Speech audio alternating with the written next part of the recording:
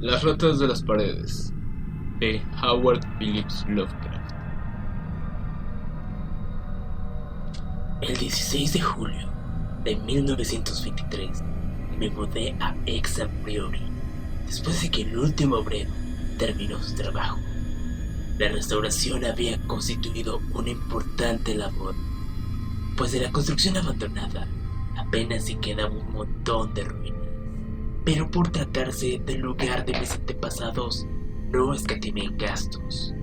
El lugar no era habitado por nadie desde el reinado de Jacobo I,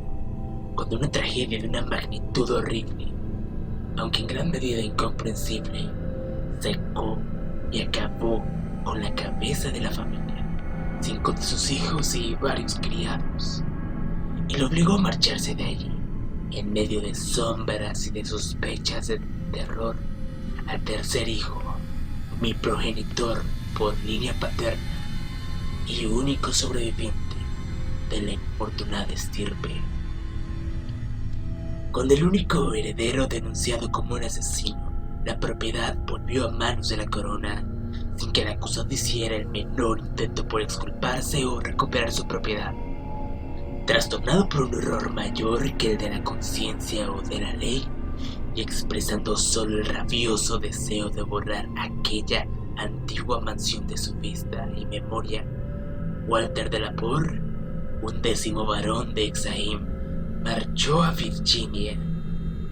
en donde se estableció y fundó la familia que, en el siglo siguiente, era conocida con el nombre de la Poor. Exham Priory había sido abandonado, aunque con el tiempo pasó a formar parte de las propiedades de la familia Norris, y fue objeto de numerosos estudios como consecuencia de su particular composición arquitectónica, consistente en unas torres góticas construidas sobre una infraestructura sajona o romántica, cuyos cimientos a su vez eran de un estilo o mezcla de estilos de época anterior, romano y hasta druida o el Cimric, originario si lo que cuentan las leyendas es cierto. Los cimientos eran de aspecto muy singular, pues se confundían por uno de los lados con la sólida caliza del precipicio, desde cuyo borde del priorato dominaba un desolado valle que se extendía 3 millas al oeste del pueblo de Anchester. Arquitectos y anticuarios amaban estudiar esta extraña reliquia de siglos olvidados, no así los naturales, quienes las odiaban. La habían detestado desde hacía siglos, cuando aún vivía allí mis antepasados, y la seguían detestando ahora que, debido a su estado de abandono, le cubrió una capa de musgo y martillo. No había estado ni un día en Anchester antes de saber que provenía de una casa maldita, y a la semana los obreros han volado por los aires lo que quedaba de Exham Priory, y están atareados en borrar las huellas de los cimientos. De siempre he conocido la historia sin alimentos de mi linaje familiar, y sé perfectamente que mi primer antepasado americano se trasladó a las colonias envuelto en la sombra de extraña sospecha. De los detalles, con todo, jamás he sabido nada debido a la retenencia mantenida por generaciones entre los de la Poor. Al contrario de los colonos de nuestra vecindad, rara vez nos jactamos de antepasados que batallaron en las cruzadas o de contar en nuestro linaje con héroes medievales o renacentistas,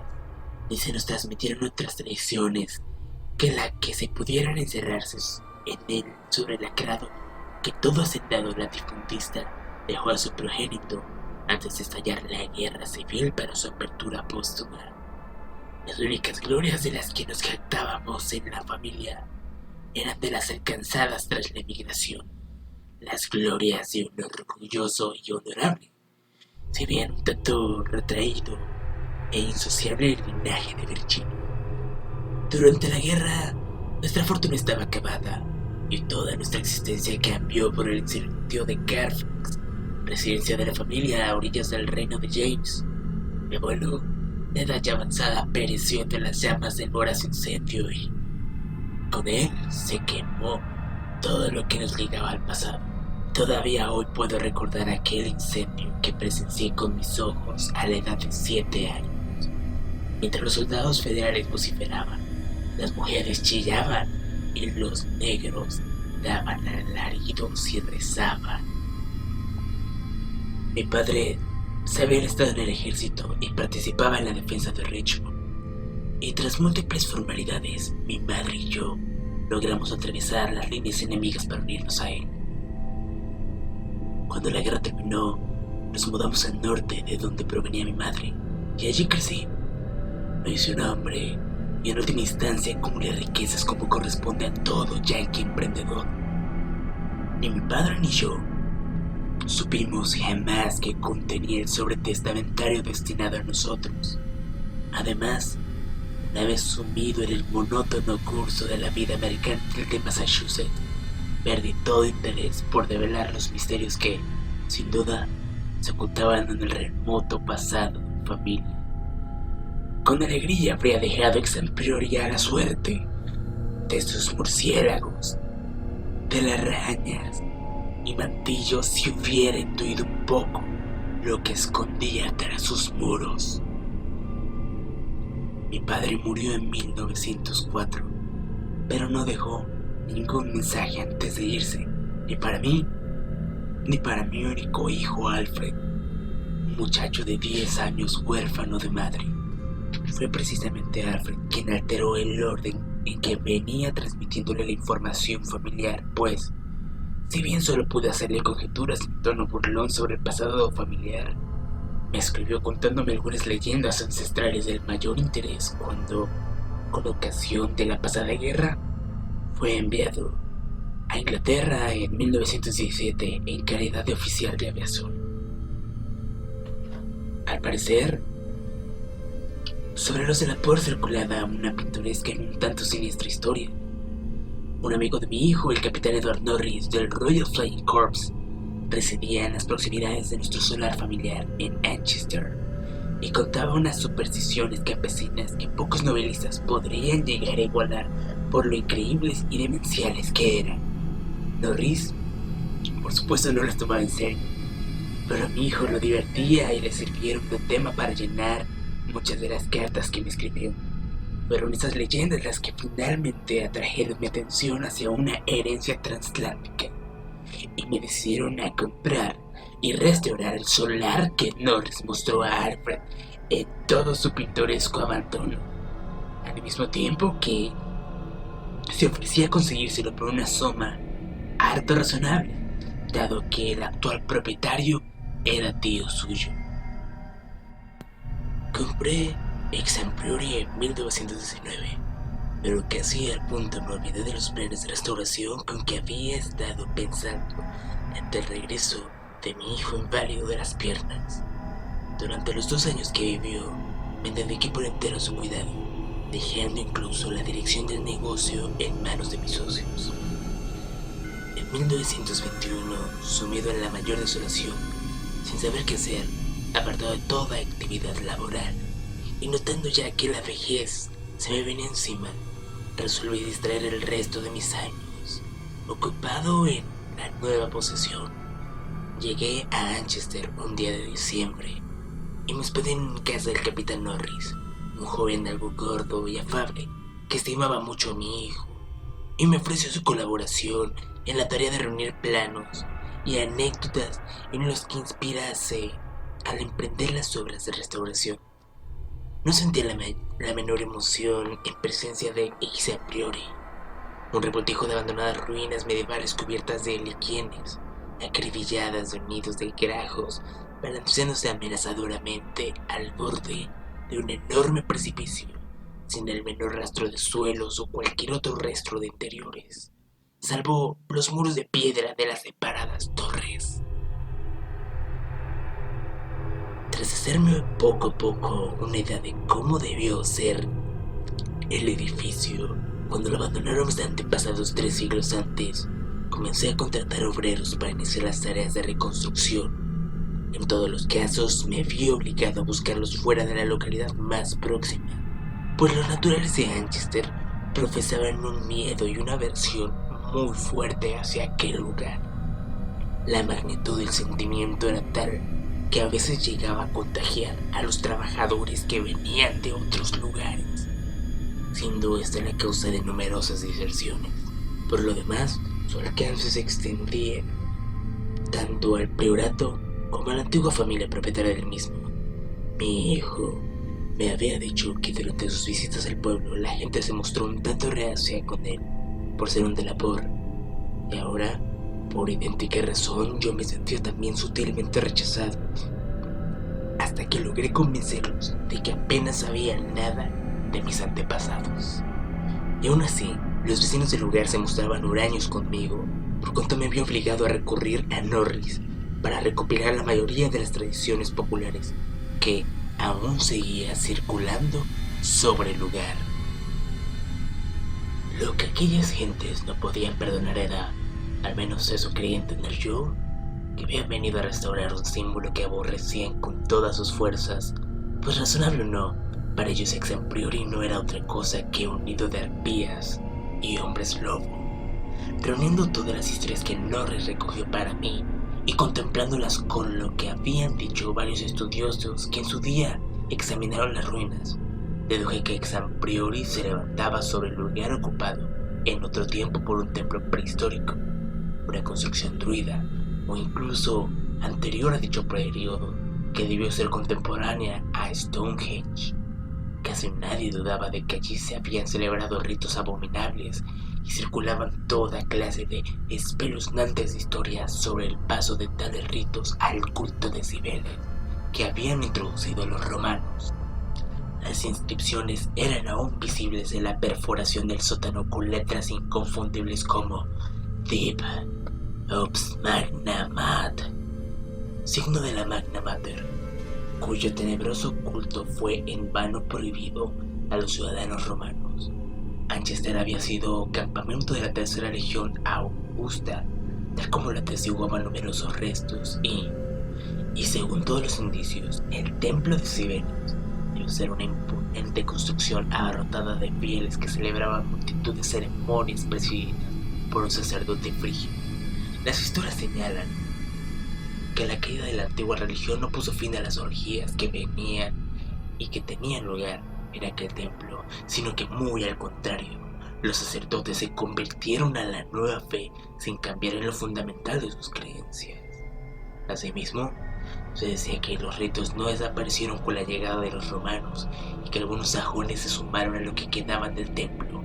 dándole el perfil característico que había de distinguirle con el tiempo, a la vez que hacían de él el centro de radiación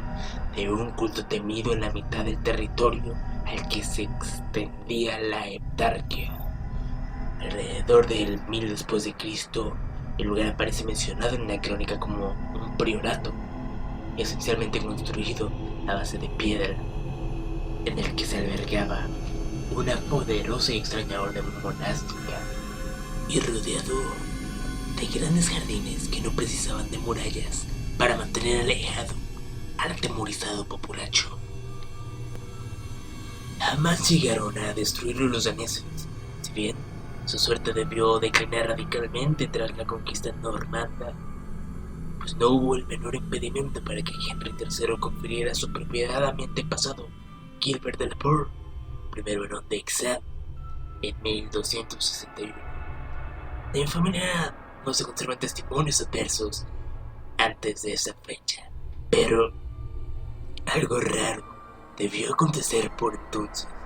En una crónica hay una referencia de la Port, el que se califica de maldecido de Dios en 1307, mientras que en las leyendas populares se ha presumido observar no decir nada del castillo que se erigió sobre los cimientos del antiguo templo y priorato. Los cuentos de viejas que corrían sobre el lugar eran de lo más espeluznante, más terroríficos si cabe por la tenebrosa reticencia y sombras de vacía de que hacían gala. En ellos se representaban a mis antepasados como un linaje de demonios, junto a los que personajes de la talla de Giles de Rey o un Marqués de Sade no pasaban de meros aprendices y se dejaban intuir veladamente su responsabilidad por las ocasionales desapariciones de aldeanos en el transcurso de varias generaciones. Los peores tipos, en apariencia, fueron los varones y sus herederos directos. Al menos, la mayoría de las historias que circulaban se referían a ellos. Si un heredero mostraba inclinaciones más saludables, se aseguraba, fallecía con toda seguridad en edad temprana y misteriosamente para dejar paso a otro descendiente con más en consonancia con el apellido. Los de la Por parecían profesar un culto propio, presidido por la cabeza de la familia y a veces restringido por unos cuantos miembros de la misma. El temperamento más que el linaje era fundamento de dicho culto, pues en él participaban también quienes ingresaban en la familia por razón de matrimonio. Lady Margaret Trevor de Cornwallis, mujer de Godfrey, el hijo segundo y el quinto varón, acabó por convertirse en uno de los fantasmas predilectos de los niños de todo el país y heroína diabólica, y un horripilante y antiguo romance que aún se oye en las proximidades de la frontera galesa. Conservada también en los romances, aunque no tan ilustrativa al respecto, merece citarse la espeluznante historia de Lady Mary de la Por, que al poco de casarse con el barón de Shrewsbury, murió asesinada a manos de este y de su madre, siendo posteriormente absueltos y bendecidos ambos criminales por el sacerdote, al que confesaron aquello que no se atreverían a decir en público. Estos mitos y romances, característicos de los más descarnados supersticiosos, me producían repugnancia. Su persistencia, su asociación a tan larga descendencia de mis antepasados, me resultaban especialmente irritantes, en tanto que las acusaciones de hábitos monstruosos recordaban de manera harto desagradable el único escándalo conocido de mis antepasados. Me refiero al caso de mi primo, el joven Randolph de la Por de Carfax, que se fue a vivir con los negros y se hizo oficiante del rito vudú a su regreso de la Guerra de México. Mucho menos me perturbaban las historias que corrían sobre lamentos y aullidos en el valle desolado y barrido por el viento que se abría al pie del precipicio de caliza,